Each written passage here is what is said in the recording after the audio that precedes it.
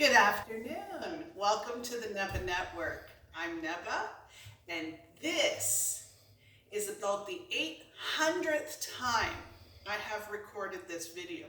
Guys, I don't know what's going on. Anyway, if you're new, welcome to my channel. I am so thrilled that you're here, and if you would consider subscribing, that would be excellent. If you're coming on back and you're already subscribed, welcome back. It's good to see you. If you like this video, give a girl a thumbs up, and that would be speciale. I upload videos every Monday to Friday, and if you want to come check me out and join the fam, that would be excellent.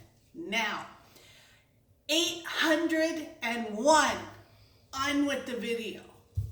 Today is story time. And I'm going to tell you the story again, even though you guys haven't heard it yet, of how I met my husband. Quick rundown. My husband and I are 14 years apart. He is 14 years older than I am, okay? And him and I were both divorced when we met. And we both worked for the same company. We are not the reason that the other one got divorced. That's a big question. So he worked for the company, then I started in the company, but we were both already divorced. But the funny part was that neither one of us knew that. For some strange reason, we thought the other one was married for the entire first year of my employment. Okay? Now, the chemistry and all of that was there right from the first time we laid eyes on each other. But we were so confused because, remember now, I'm like, this is a married man, so no, okay? And he was doing the same thing with me. He's like, you know, she's a married woman, so no. So for the entire first year, we actually, the fact that we worked in different cities, we actually built a relationship, a work relationship, and I got to know him, I think because we didn't have, you know, we weren't in the same building, or we didn't, because of the fact that we thought the other person was married, and we both share our opinions on such things, that the boundaries were there, so we never crossed lines. And looking back on it, it really made the relationship, the very beginning of it, so much more meaningful because there was no pressure. So I'm there for a year, I guess, year and a half, and I'm telling this coworker of mine that I have to go to this family wedding.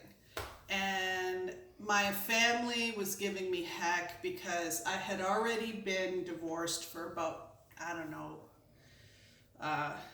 6, 7 years, something like that, 8 years, I can't remember. Anyway, and I said, like, I got told that it's about time that I bring a date to this wedding that isn't my son. I'm fixing my hair because I'm all like weirded out. Anyway, so I was telling my coworker about this, and she says to me, well, you should bring HB. And I said, yeah, I don't think his wife would like that.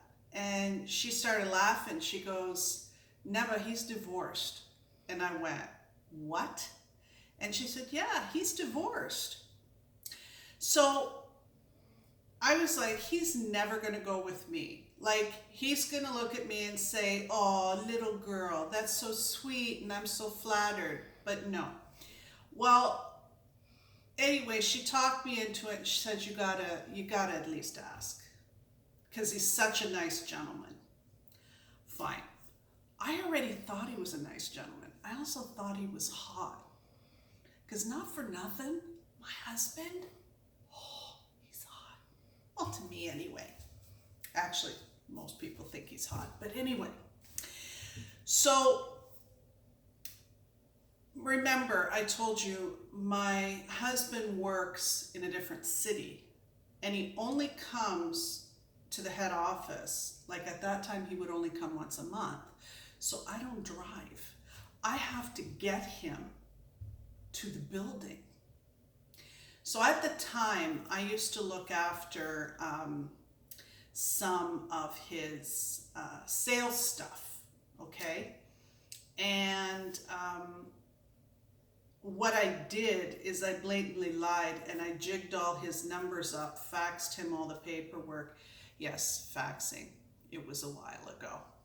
And knew he was going to get really mad because he's a stickler when it comes to numbers. So it worked, and he said, I'll be there in half an hour, and he flew up to head office. And I'm thinking this is either going to go really good or really bad, because I've lied to the guy, I totally manipulated the situation, and then I'm going to say, by the by, do you want to go to this wedding with me?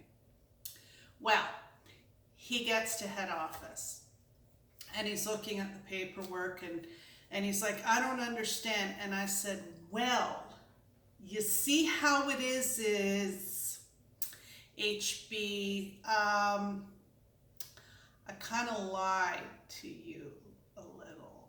Yeah.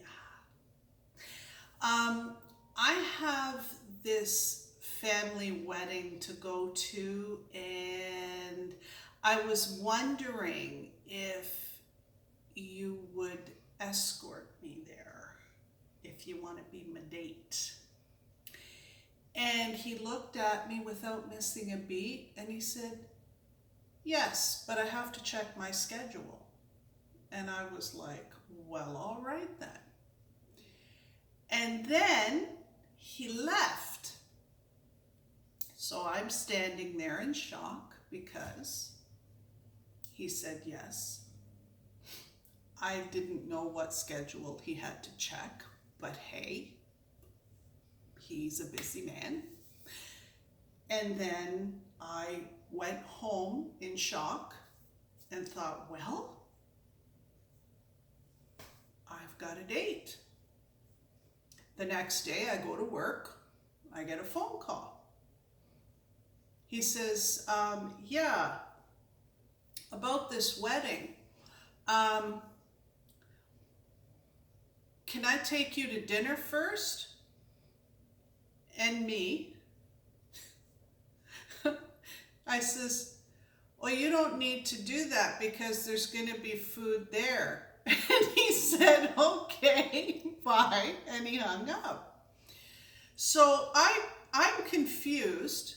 I get up and I go into a coworker's office and I said, Deb, he just called me and asked me, if he could take me to dinner first, but I told him that they're going to have dinner at the wedding. Like, don't they have that at their weddings? And she looked at me, she's like, Neba, he was asking you out to dinner on a date before you go to the wedding. And I was like, oh my gosh, I'm an idiot.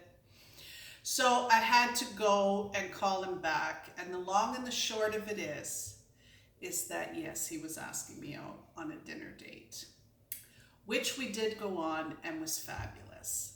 So I'm going to stop the story there. And I think we're going to continue part 2 tomorrow. So, guys, I'm Neba. I hope you enjoy the rest of your day. And I will see you tomorrow. Love you guys. Bye-bye.